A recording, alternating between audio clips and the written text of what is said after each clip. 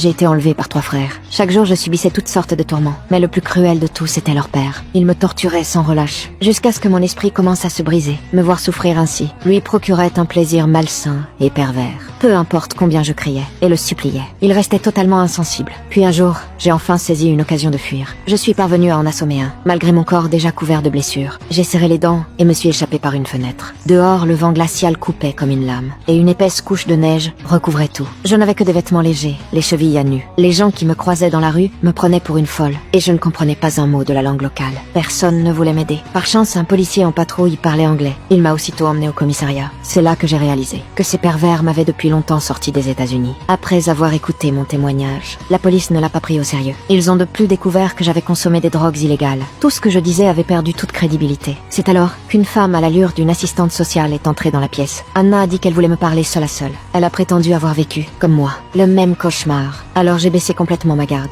et j'ai supplié Anna de m'emmener à l'ambassade américaine. Une fois en voiture, Anna a appelé un foyer d'accueil. L'autre partie a accepté de me prendre en charge. En entendant cela, j'ai enfin pu me détendre un peu. Peu après, nous sommes arrivés à destination sans encombre. Mais quand Anna a poussé le portail en fer, ce que j'ai vu devant moi m'a replongé directement en enfer. C'était exactement le lieu cauchemardesque d'où je venais de m'échapper au péril de ma vie. En cet instant, toute ma confiance et tout mon espoir se sont effondrés. Anna était en réalité la mère de ces pervers. Elle a aussitôt mis de la musique pour couvrir mes cris, car à ce moment-là, le père dément descendait au sous-sol. Pendant ce temps, Anna restait assise tranquillement à l'étage, se forçant à ne pas repenser au cauchemar qu'elle avait elle-même vécu. 2 minutes et demie plus tard, le père est sorti du sous-sol en nage. J'avais déjà été torturée au-delà du reconnaissable, et pourtant, le grand frère fou refusait toujours de me laisser partir. Une fois que ce groupe de pervers a fini de s'acharner sur moi, ils ont creusé une grande fosse dans le sous-sol, puis m'ont enfermée dans une caisse, et m'ont enterrée vivante. Caisse, c'est tout. À l'étage, ils ont tassé la terre, posé un tapis par-dessus, comme si de rien n'était. Mais personne n'avait prévu que la caisse se mette soudain à glisser, avant de s'enfoncer encore plus profondément sous terre.